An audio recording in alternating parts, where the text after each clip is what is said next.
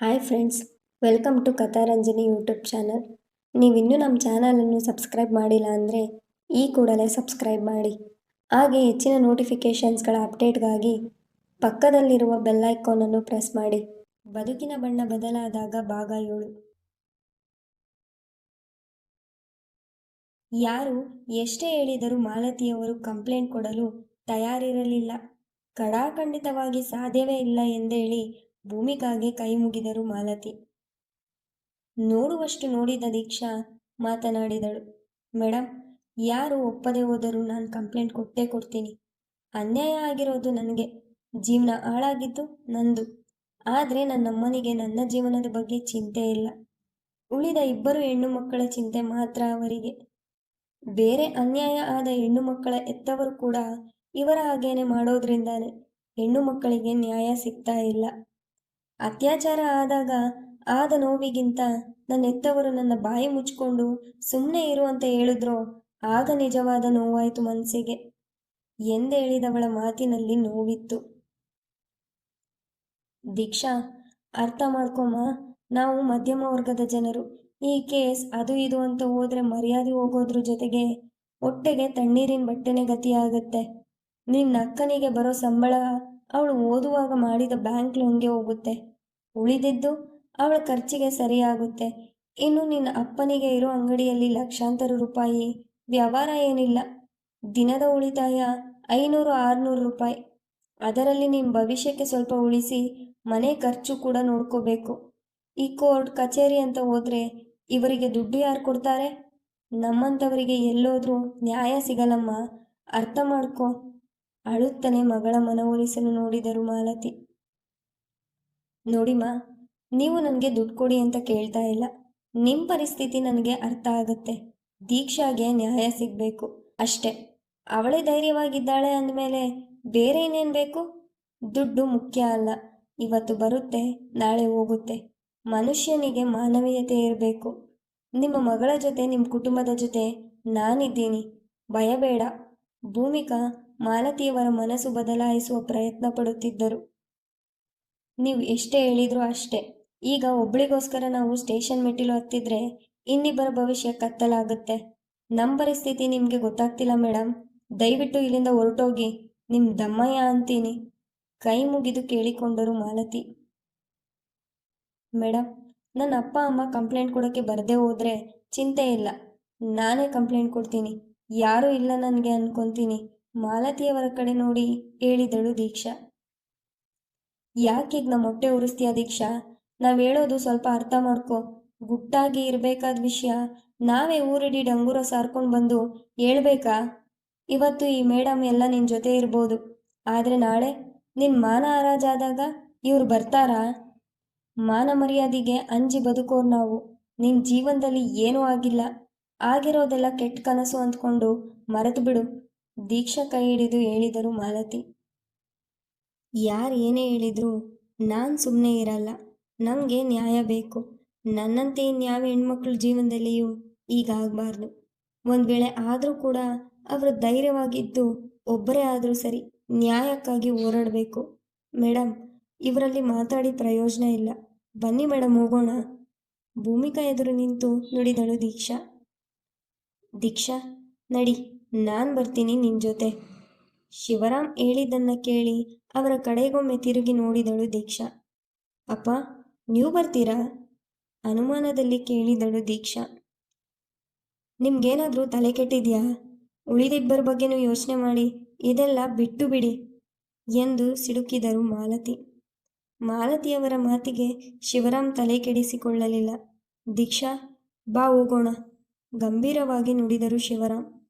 ಭೂಮಿಕಾ ಜೊತೆ ದೀಕ್ಷಾಗೆ ಆನೆ ಬಲ ಬಂದಂತಾಯಿತು. ಮಾಲತಿಯವರು ಕರೆದರೂ ಕೇಳಿಸದಂತೆ 3 ಜನರು ಅಲ್ಲಿಂದ ಸ್ಟೇಷನ್ ಕಡೆ ಹೊರಟರು. ಅವರು ಹೋದ ಕಡೆ ನೋಡುತ್ತಾ ಕುಸಿದು ಕೂತು ತಲೆಗೆ ಒಡೆದುಕೊಂಡು ಅಳಲು ಶುರು ಮಾಡಿದರು ಮಾಲತಿ. ದೀಕ್ಷಾ ಅವಳ ಅಪ್ಪ ಮತ್ತೆ ಅಡ್ವೊಕೇಟ್ ಭೂಮಿಕಾ ಜೊತೆ ಸ್ಟೇಷನ್ಗೆ ಹೋಗಿ ಪೇಪರ್ ತೆಗೆದುಕೊಂಡು ಕಂಪ್ಲೇಂಟ್ ಬರೆದುಕೊಟ್ಟಳು. ಅವಳು ಬರೆದುಕೊಟ್ಟ ಕಂಪ್ಲೇಂಟ್ನ ನೋಡಿದ ಪೇದೆ SI ಇದ್ದಲ್ಲಿ ಹೋಗಿ complaint letter SI ಕೈಗಿಟ್ಟರು.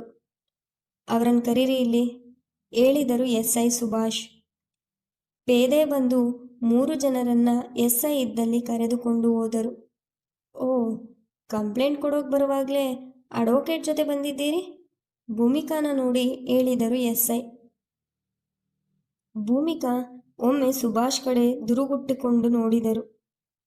Sorry madam. ಮೂವರಿಗೂ ಮುಂದಿನ ಕುರ್ಚಿ ತೋರಿಸಿದರು ಸುಭಾಷ್. ಇದೆಲ್ಲ ಯಾವಾಗಾಗಿದ್ದು? ಕಂಪ್ಲೇಂಟ್ ಲೆಟರ್ ಮೇಲೆ ಕಣ್ಣಾಡಿಸುತ್ತಾ ಕೇಳಿದರು ಎಸ್ಐ. ಸರ್, ಕಂಪ್ಲೇಂಟ್ ಲೆಟರ್ ನಿಮ್ಮ ಕೈನಲ್ಲೇ ಇದೆ. ಎಲ್ಲ ಡೀಟೇಲ್ಸ್ ಅದರಲ್ಲಿ ಬರೆದಿದ್ದೀವಿ. ಮತ್ತೆ ನೀವು ಹೀಗೆ ಪ್ರಶ್ನೆ ಮಾಡ್ತಾ ಕೂರೋ ಬದಲು ಅಪರಾಧಿಗಳನ್ನ ಹಿಡಿಯೋ ಕೆಲಸ ಮಾಡಿ. ಭೂಮಿಕಾ ಉತ್ತರ ಕೊಟ್ಟರು ಎಸ್ಐ ಸುಭಾಷ್ಗೆ. ಸರಿ, ನಾವು ನೋಡ್ತೀವಿ ಮೇಡಮ್. ಧೈರ್ಯವಾಗಿರಿ. ಕಾನೂನು ಎಲ್ಲರಿಗೂ ಒಂದೇ. ನಿಮಗೆ ನ್ಯಾಯ ಸಿಕ್ಕೇ ಸಿಗುತ್ತೆ. ಮತ್ತೆ ಈಗ ನೀವು ನನ್ನ ಜೊತೆ ಆಸ್ಪತ್ರೆಗೆ ಬರಬೇಕಾಗತ್ತೆ. ವೈದ್ಯಕೀಯ ಪರೀಕ್ಷೆ ಇರುತ್ತೆ ಅಲ್ಲಿ ಎಂದು ದೀಕ್ಷಾಳಿಗೆ ಹೇಳಿದರು. ಸರಿ ಸರ್, ನಾವು ಬರ್ತೀವಿ. ಈ ಬಾರಿಯೂ ಭೂಮಿಕಾರವರೇ ಉತ್ತರಿಸಿದರು. ಎಸ್ಐ ಅವರು ಲೇಡಿ ಕಾನ್ಸ್ಟೇಬಲ್ಗೆ ವಿಷಯ ತಿಳಿಸಿ ಅವರನ್ನು ಕರೆದುಕೊಂಡು ಆಸ್ಪತ್ರೆ ಕಡೆ ಹೊರಟರು. ಆಸ್ಪತ್ರೆಯಲ್ಲಿ ದೀಕ್ಷಾಗೆ ಟೆಸ್ಟ್ಗಳನ್ನು ಮಾಡಿ ಆದ ಮೇಲೆ ದೀಕ್ಷಾ ಶಿವರಾಮ್ನ ಹೋಗಲು ಹೇಳಿದರು ಭೂಮಿಕಾ. ರಿಪೋರ್ಟ್ ಮರುದಿನ ಸಿಗುವುದರಲ್ಲಿತ್ತು. ಭೂಮಿಕಾ ಮೇಡಮ್, ಇವರು ಕಂಪ್ಲೇಂಟ್ ಕೊಡೋದಕ್ಕೆ ಮುಂಚೆ ನಿಮ್ಗೆಲ್ಲಿ ಸಿಕ್ಕಿದ್ರು? ಭೂಮಿಕಾ ಮುಖವನ್ನೇ ನೋಡಿ ಕೇಳಿದರು ಎಸ್ಐ ಸುಭಾಷ್. ನಾನಾಗಲೇ ನಿಮ್ಮನ್ನು ನೋಡೋಕೆ ಅಂತ ಸ್ಟೇಷನ್ಗೆ ಬಂದಿದ್ದೆ. ನೀವಿರಲಿಲ್ಲ. ಹಾಗೆ ಹುಡುಗಿ ಹೊರಗಡೆ ಅಳ್ತಾ ಕೂತಿತ್ತು. ದೀಕ್ಷಾ ಹೋದ ಕಡೆ ನೋಡುತ್ತಾ ಹೇಳಿದರು ಭೂಮಿಕಾ. ನನ್ನ ಹುಡ್ಕೊಂಡು ಸ್ಟೇಷನಿಗೆ ಬಂದಿದ್ರಾ? ಏನು ವಿಷಯ ಮೇಡಮ್? ನೀವು ಫೋನ್ ಮಾಡಿದರೆ ಸಾಕಿತ್ತು. ನಾನೇ ನೀವಿದ್ದಲ್ಲಿ ಬರ್ತಾ ಇದ್ದೆ. ಒಂದು ಕೇಸ್ ಬಗ್ಗೆ ಏನೋ ಮಾಹಿತಿ ಬೇಕಿತ್ತು. ನನಗೆ ಬೇಕಾದ ಮಾಹಿತಿ ಸಿಕ್ತು ಬಿಡಿ. ಸರಿ ಸರ್, ಥ್ಯಾಂಕ್ ಯು. ನಾನೇನು ಹೊರಡ್ತೀನಿ. ದೀಕ್ಷಾ ಮೇಲೆ ಅತ್ಯಾಚಾರ ಮಾಡಿದವರನ್ನ ಆದಷ್ಟು ಬೇಗ ಪತ್ತೆ ಮಾಡಿ ಸರ್. ಖಂಡಿತ ಮೇಡಮ್. ಭೂಮಿಕಾ ಅವರು ಆಸ್ಪತ್ರೆಯಿಂದ ಕೋರ್ಟ್ ಕಡೆ ಹೊರಟರೆ ಸುಭಾಷ್ ಅವರು ಅಲ್ಲಿಂದ ಘಟನೆ ನಡೆದ ಜಾಗಕ್ಕೆ ನಡೆದರು. ಅಲ್ಲಿಯ ಹತ್ತಿರದಲ್ಲಿ 2 ಕಡೆ CCTV ಇರೋದನ್ನು ಗಮನಿಸಿ ಅದು ಯಾರಿಗೆ ಸೇರಿದ್ದು ಅನ್ನೋದನ್ನು ನೋಡಿ CCTV ಕಂಟ್ರೋಲ್ ರೂಮ್ಗೆ ನಡೆದು ಕೇಸ್ ಬಗ್ಗೆ ಹೇಳಿ ಫೂಟೇಜ್ ಪರಿಶೀಲಿಸಿದರು. ಅದರಲ್ಲಿ ಎಲ್ಲವೂ ರೆಕಾರ್ಡ್ ಆಗಿತ್ತು. ದೀಕ್ಷಾ ಆ ಬಸ್ ಸ್ಟ್ಯಾಂಡ್ನಲ್ಲಿ ಹೋಗಿ ಕೂರುವುದರಿಂದ ಹಿಡಿದು ಶಿವರಾಮ್ ಅವಳನ್ನು ಕರೆದುಕೊಂಡು ಹೋಗುವವರೆಗೂ ಮುಖ ಕತ್ತಲಲ್ಲಿ ಸರಿಯಾಗಿ ಕಾಣಿಸುತ್ತಿರಲಿಲ್ಲ ಅನ್ನೋದು ಬಿಟ್ಟರೆ ಎಲ್ಲವೂ ಕ್ಯಾಮರಾದಲ್ಲಿ ರೆಕಾರ್ಡ್ ಆಗಿತ್ತು. ಫುಟೇಜ್ನಲ್ಲಿ ಕಾಣಿಸುತ್ತಿದ್ದ ಬೈಕ್ ನಂಬರ್ ಹಿಡಿದು RTOಗೆ ನಡೆದರು ಸುಭಾಷ್. ಅಲ್ಲಿ ಬೈಕ್ ಯಾರಿಗೆ ಸೇರಿದ್ದು ಅನ್ನೋ ಮಾಹಿತಿ ಸಿಕ್ಕಿತು ಅವರಿಗೆ. ವಿಳಾಸ ಹಿಡಿದು ಹೊರಟರು ಸುಭಾಷ್. ಆ ಮನೆ ಮುಂದೆ ಅದೇ ಬೈಕ್ ನಿಂತಿತ್ತು. ಮನೆ ಬಾಗಿಲ ಮುಂದೆ ನಿಂತು ಕರಗಂಟೆ ಬಾರಿಸಿದರು ಸುಭಾಷ್. ಮಧ್ಯ ವಯಸ್ಸಿನ ಹೆಂಗಸೊಬ್ಬರು ಬಂದು ಬಾಗಿಲು ತೆರೆದರು. ಮನೆ ಮುಂದೆ ಪೊಲೀಸ್ ನಿಂತಿರೋದು ನೋಡಿ ಸಹಜವಾಗಿಯೇ ಗಾಬರಿಗೊಂಡಿದ್ದರು ಆ ಮಹಿಳೆ. ಸರ್, ನೀವು? ಭಯದಲ್ಲಿಯೇ ಪ್ರಶ್ನಿಸಿದರು. ಇದು ನವೀನ್ ಅವ್ರ ಮನೆ ಅಲ್ವಾ? ಆ ಬೈಕ್ ನವೀನ್ಗೆ ಸೇರಿತ್ತು. ಹೌದು ಸರ್. ಯಾಕೆ ಸರ್, ಏನಾಯಿತು? ಅವರು ನಿಮಗೆ ಏನಾಗಬೇಕು ಕೇಳಿದರು ಸುಭಾಷ್.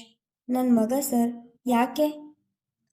ಸಿಗ್ನಲ್ನಲ್ಲಿ ಮೊನ್ನೆ ಒಂದು ಗಾಡಿಗೆ ಗುದ್ದಿ ಅಲ್ಲಿಂದ ಸೀದಾ ಹೋಗಿದ್ದಾರೆ. ಅವರೆಲ್ಲಿ? ಅವರನ್ನು ಸ್ವಲ್ಪ ಕರೀತೀರಾ? ಜ್ವರ ಬಂದು 4 ದಿನ ಆಯಿತು ಸರ್.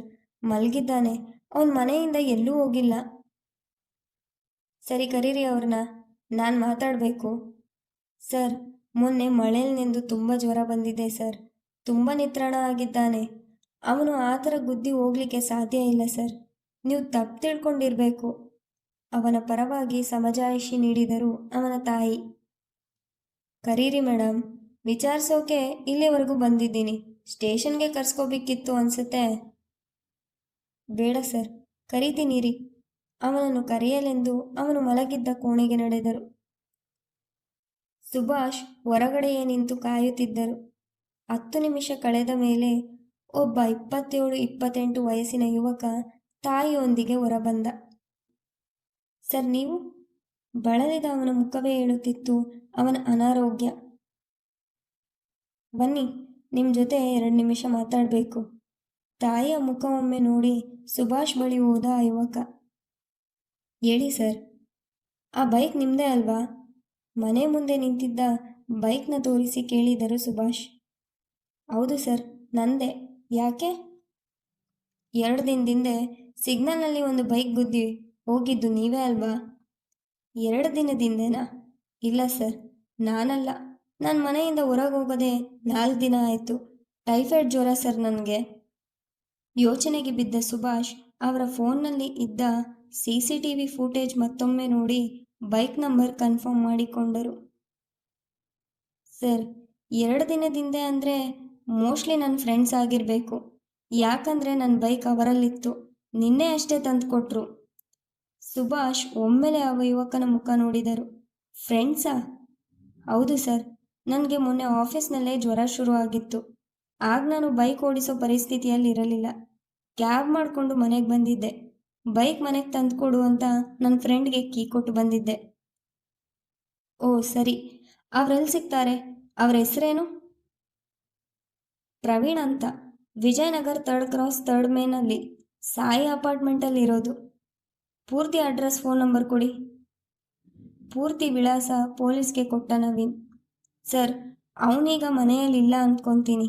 ಮೋಸ್ಟ್ಲಿ ಅವನು ಊರಿಗೆ ಹೋಗಿರಬೇಕು. ಆಫೀಸ್ಗೂ ಹೋಗಿಲ್ಲ ಅಂತೆ.